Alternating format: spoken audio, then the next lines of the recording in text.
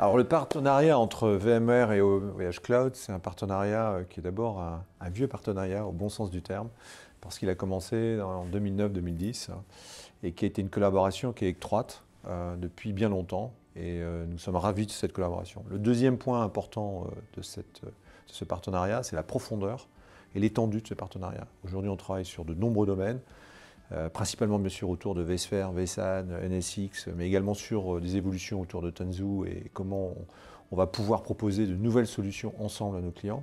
Et donc on est absolument ravis d'avoir aujourd'hui une très forte proximité entre nos R&D sur une grande étendue aujourd'hui de solutions. Et puis le troisième, bien sûr, c'est tout ce qui est autour de la souveraineté des données. Et comme vous le savez, on est extrêmement fiers aujourd'hui d'avoir pu en France avoir la certification Sectum Cloud avec l'ensemble du stack VMware. Donc on voit l'illustration aujourd'hui de la force et de la proximité de notre partenariat. Pour rebondir sur ce que Michel vient de dire, la proximité du partenariat, elle se traduit aussi au travers de la proximité des équipes qui se voient très régulièrement et finalement de la confiance que nous font nos clients puisque cette croissance est en croissance exponentielle et ça c'est particulièrement agréable. C'est important pour VMware, nous sommes en train de changer de business model et dans ce cadre et dans le cadre du passage à la souscription, le partenariat avec OVH est particulièrement intéressant pour VMware parce qu'il est vraiment au cœur de notre transition et du succès qu'on en espère.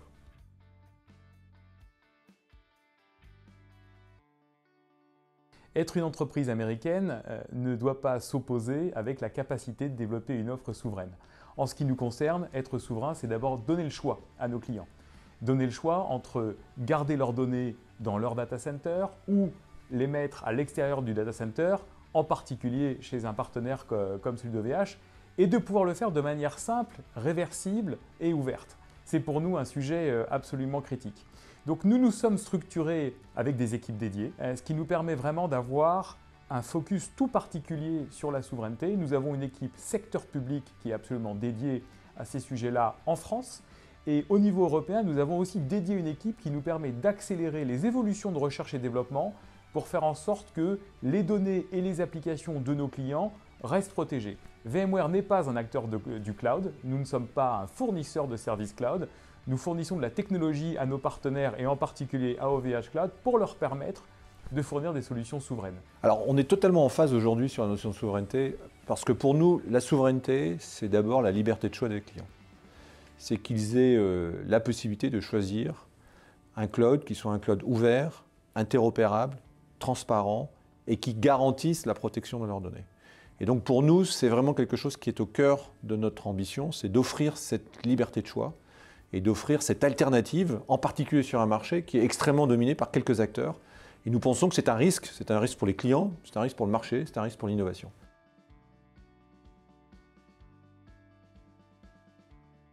Je dois dire que nous sommes assez fiers de ce que OVH réussit à faire dans l'ingénierie de ces data centers. On voit que ça demande une expertise toute particulière et que la maîtrise de la supply chain, telle que tu la décrivais Michel, est essentielle pour avoir une efficacité énergétique qui soit maximale.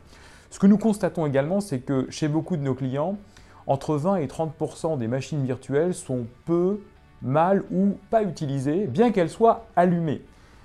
Ce qui évidemment est très ennuyeux parce que c'est peu efficace énergétiquement. Donc ça nous a permis de mettre sur le marché et vraiment d'aider nos clients à pouvoir faire ce constat, puisque avant de pouvoir se donner une cible, il faut d'abord pouvoir la mesurer. Donc nous avons mis à disposition de nombreux outils qui permettent à nos clients de mesurer leur point de départ et évidemment avec un objectif qui consiste à l'améliorer.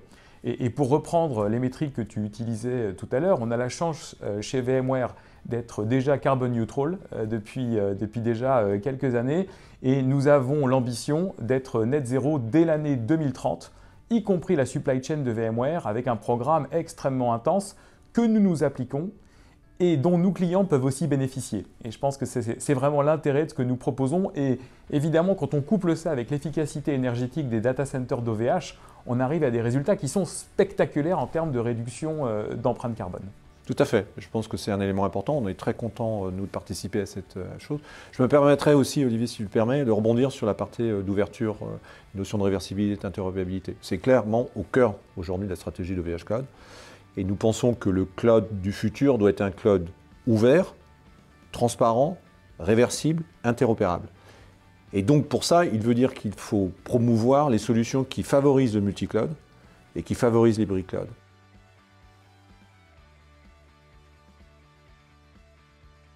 Nous sommes également le deuxième plus grand contributeur à open source, notamment autour des solutions PaaS et Tanzu que tu mentionnais il y a quelques instants. Au-delà de cette volonté affichée et implémentée d'être le plus ouvert possible, ce que nous avons également réussi à faire, c'est à standardiser dans l'industrie la stack logicielle que tu décrivais tout à l'heure et qui permet à nos clients d'avoir vraiment le choix entre tous les acteurs du cloud. Nous pensons absolument essentiel de pouvoir assurer la portabilité, la réversibilité.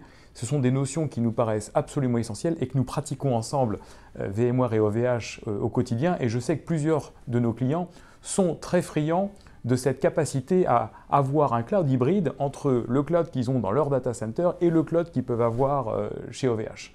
Donc ça, c'est vraiment un élément sur lequel nous insistons lourdement, qui doit contribuer à ce que nos clients puissent avoir le choix. Je me permettrais aussi, Olivier, si tu le permets, de rebondir sur la partie d'ouverture, notion de réversibilité, d'interopérabilité. C'est clairement au cœur aujourd'hui de la stratégie d'OVH Cloud. Et nous pensons que le cloud du futur doit être un cloud ouvert, transparent, réversible, interopérable.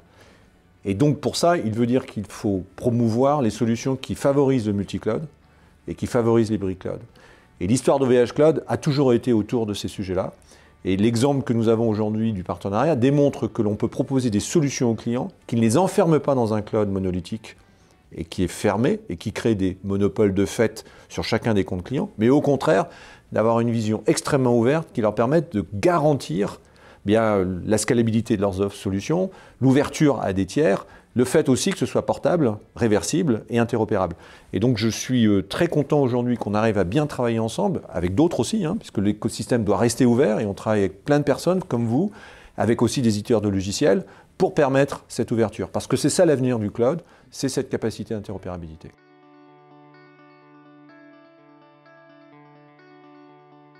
Et on sait proposer à nos clients un multi-cloud en IaaS, mais on va aussi y arriver au niveau du PaaS, notamment avec Tanzu dont tu parlais tout à l'heure. Le point qui est très intéressant, c'est qu'on aide déjà certains de nos clients du secteur public à sortir de solutions totalement fermées comme peuvent être le mainframe par exemple, et à leur permettre d'utiliser les solutions qui sont modernes, disponibles sur le marché, finalement à saucissonner des développements monolithiques d'applications, les faire rentrer dans des conteneurs qui sont à ce moment portables et réversibles, en particulier sur les clouds d'OVH. Voilà. En tout cas, nous sommes vraiment très heureux de ce partenariat, qui est un long partenariat, mais qui est un très beau partenariat.